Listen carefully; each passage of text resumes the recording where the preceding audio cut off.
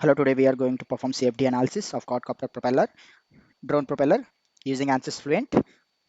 These are our boundary conditions. Propeller rotation is 6500 RPM, gravity and unsteady state is going to use for this analysis. This is time step, number of iterations per time step, and we are using turbulent model, that is K epsilon realizable, scalable, wall function, air as flying medium, and here is the minimum required thrust force for any propeller so that quadcopter propeller can go against gravity, that is 2.324 newtons. So anything greater than this is a, we can say, good thrust force produced by that propeller.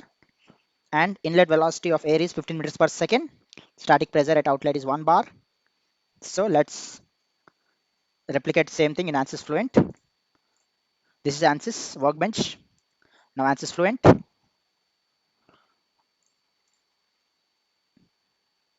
import geometry, edit in design modeler. So now this is design modeler, click on generate. So here we have propeller. There are two bodies. I'm going to make it a single body. Form new part. Okay. Now this is a solid. By default, this geometry is a solid body.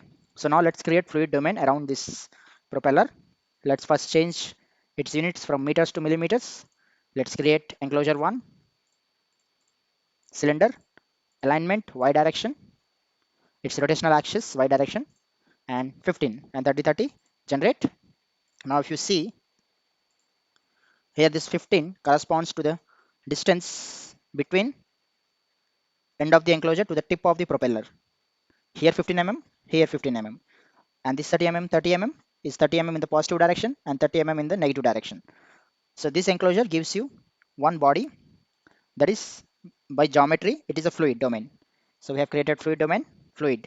Now let's name it as rotating disk, because during simulation this rotating disk will be rotating about 6000 rpm, replicating or acting like a propeller rotation during simulation. Now creating another fluid domain which will not be rotating, it will be a static tool enclosure box. Here 300,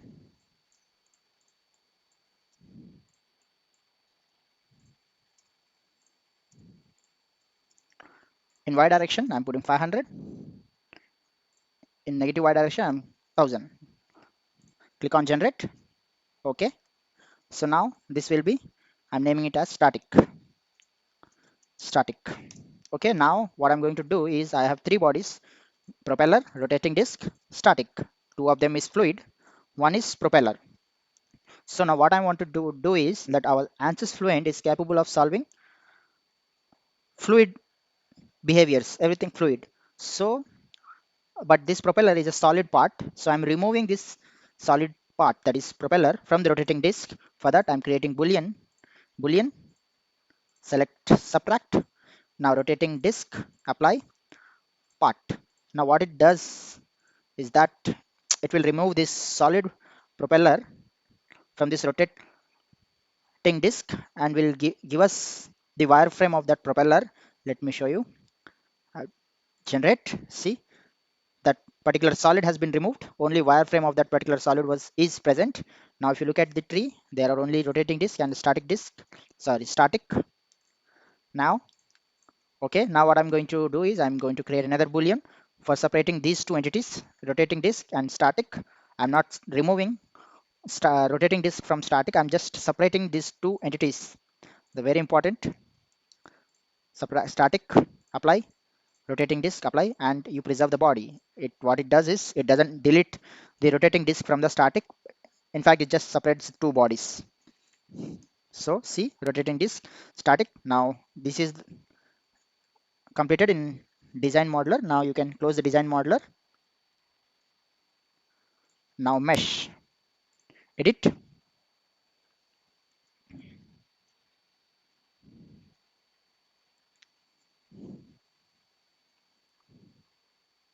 So now this is mesh.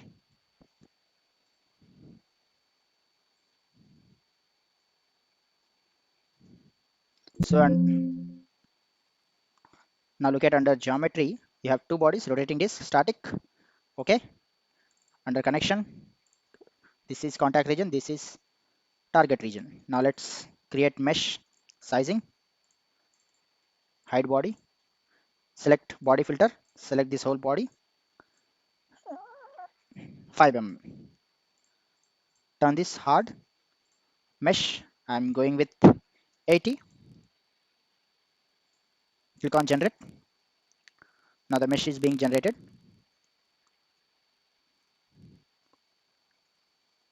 The mesh is generated. Show all bodies. So this is mesh. By turning off wireframe, you get this view. If you turn on, you will get this wireframe model.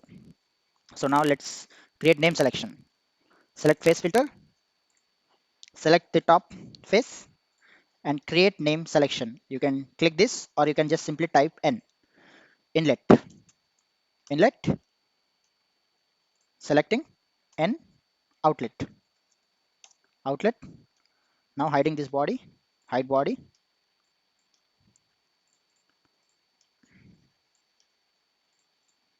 Hide faces. Select box. N. Propeller. Now if you look at here, show all bodies. Inlet. Outlet. Propeller. So let's update this. See, successful. Close the mesh. Setup, under setup. Select double precision parallel and 4. Select OK.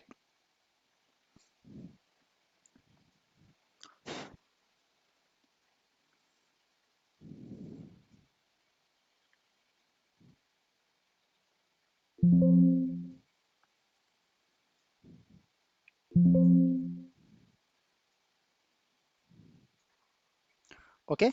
Now we are using transient, that is unsteady state, gravity in y direction. Okay. Now under model, you see viscous laminar. It is set to laminar. Change it to turbulent model, that is K epsilon, realizable, scalable wall function. Okay. Now close. Under material, you can see air as a fluid, aluminium as solid, rotating disk, edit, rotating disk, enable mesh motion in y direction 1. Okay.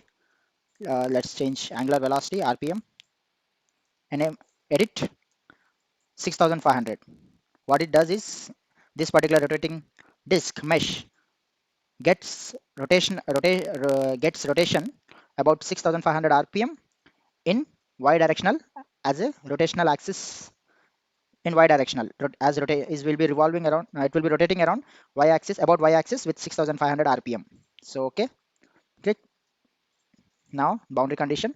Now operating condition. Select specified operating density. Okay. Now at inlet now 15 meters per second. Outlet pressure outlet type. Okay. Propeller valve, right. Inlet velocity inlet, right. Now close it. Under mesh interface, this is that. Okay. Now I'm going to create a report for thrust force for propeller, for force in y direction, because there will in y direction will get thrust force. Click, select these three. Okay. Now close. Now under monitor, if you see residual, so these are the six parameters that are going to be calculated during the simulation, and its tolerance value at 0.001, 0.001 set as default. So our solution will be accurate within this tolerant limit. So okay. So now close, create solution data export, CFD, select all this, 15, set OK. Now initialization, select hybrid initialization, initialize.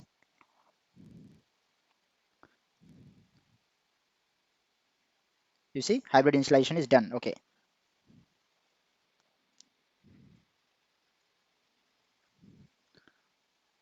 Now run calculation. Now here it's 0.15, it's 26, and it's 100.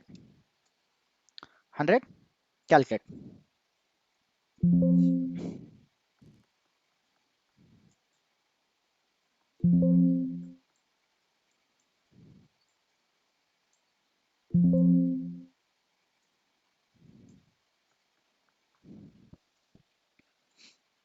Now see, simulations has started 0.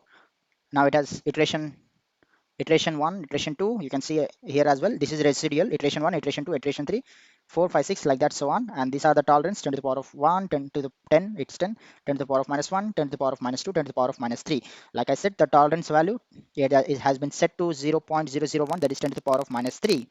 So during this simulation, all these values being repeatedly calculated over all over these iterations, like 25 iterations has completed, and continuously has been, these parameters has been calculated. Now for each iterations, these parameters gets improved. That means this, all those parameters will drop drop gets dropped. It's like this value, it gets drops significantly over the iterations. So number of if you increase the number of iterations, you may even go further down, you can reach closer to 0. So like that. And here this is number of iterations. So number of iterations, you can see how many iterations you have given. Like for from here, number of time steps you have given 26, that I have given 26. Maximum iteration per time step is 100, which means I have 26 number of time step. For one time step I have given 100 iterations. For 26 number of time steps, the total number of iterations will be 26 into 100, that is 2600 iterations. So I am doing 2600 iterations. And now for this, what is this 0.15? That is time step size in seconds. So we have used 26 number of time step. For single time step, that time step size is 0.15 seconds. So if to briefly tell you, first time step starts at 0, gets completed at 0.15. Second time step starts at 0.15, gets completed at 0.3. Like that, it goes on till 26 number of time step. That is, it will exactly end at 3.9 seconds. If you calculate 0.15 into 26, that is 3.9 seconds. And you can see that's our flow time. That 0.15 into 26 gives 3.9 seconds. That is this flow time. You can see flow time, it's 0, 0.1, 0.2, like that. It will calculate for 3.9 seconds of flow time. And for 3.9 for 3.9 seconds of flow time, how much is thrust force is generated by using the given boundary conditions. So now you look at, if you look at these residuals, here is iterations, almost 130 iterations have completed, and our all the parameters are dropping. So our solution get completed exactly at 2600 iterations. Either that could happen, or our parameters could reach 10 to the power of minus 3, which is the tolerance limit we have set before reaching 2600 or before completing 2600 iterations. Even though, like if I say all these parameters reaches 10 to the power of minus 3 and goes below 10 to the power of minus 3, then our solution get completed regardless of 2600 iterations have completed or not. It's pretty hard to say when these parameters will touch 10 to the power of minus 3, but if it touch at 1000 iterations, the solution will get completed in 1000 iterations. So to complete total 2600 iterations, what you can do is change the limit from 10 to the power of minus 3, and you can you can decrease the value from 10 to the power of minus 3. You can decrease 10 to the power of minus 6, 10 to the power of minus 10, like that. So you will get maximum iterations. So your solution will get completed using maximum iterations. That for in this case, that is 2600 iterations. So already these three parameters have in close with is pretty close to 10 to the power of minus 3. If these three parameters also gets close to 10 to the power of minus 3 and goes below than that before completing 2600 iterations, our solution get completed. So this is the force value in Newton, flow time. Now our calculation is completed. Uh, it is 2600 iterations has completed. Iterations 2600 completed. Okay. Now this is our force versus flow time graph. 3.9 seconds, close to 4 seconds flow time. Right. This is residuals. Let's look at some important results. One, force. I'm going to look at thrust force created by propeller. So propeller, you print, it's approximately 7.08 newtons, so which is good. Now one more important parameter is to look at mass flow rate. Compute, it's in the 10 to the power of minus 5. Actually, for an ideal case, it must be 0. Inlet mass flow rate must be equal to the outlet mass flow rate for continuity equation or conservation of mass. But one disadvantage to softwares is that the net results can never be the 0, but it can always be closer to 0. So it is closer to 0 in the order of 10 to the power of minus 5, which is pretty good. You can also decrease this value so that you can come more closer to 0 by doing two things: improve your mesh quality or increase the iterations, number of iterations. Okay, now it's okay. Now let's look at the results cell, closing Ansys, Fluent.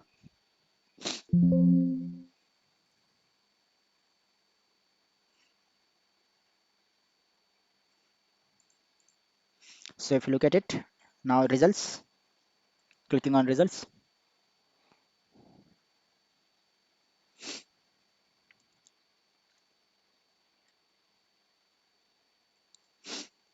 So now let's look at pressure, propeller.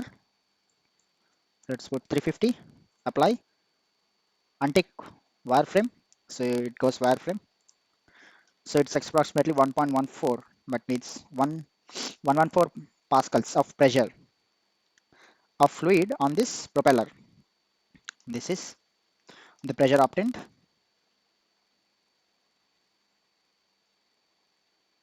This is pressure created by the fluid by rotating about 6000 rpm in y directional as a axis rotation. This is the pressure has been created by that fluid force on this propeller.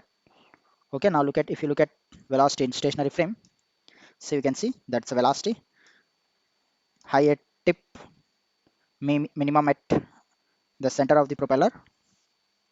Now let's look at vectors. Vector, select propeller, apply.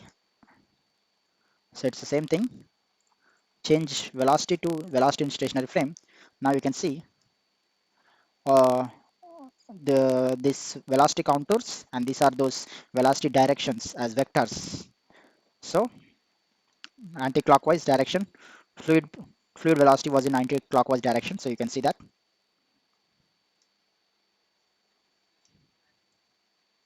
So this is stationary frame velocity.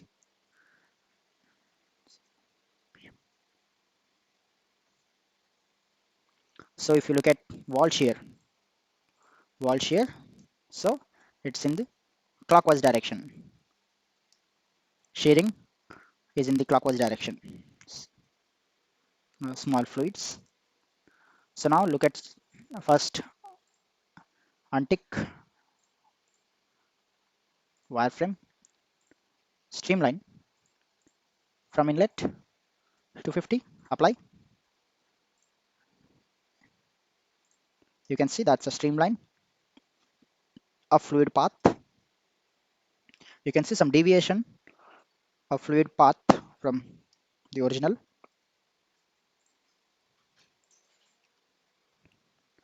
If I reduce it to 200, it's not clearly visible. You can see this. And now it's from top view.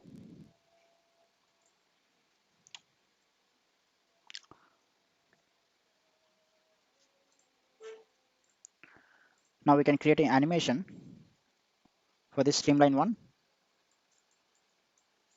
Now you can see these are the fluid particles.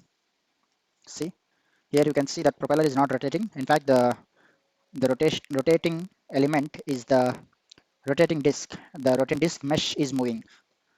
Due to that particle which has come to contact with the rotating disk, those fluid particles are rotating, as you can see here. Propeller is not rotating. It's the rotating disk that is rotating.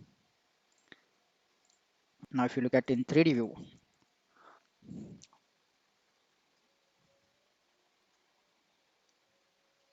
in 3D view. That's it. Stop and close and save your project.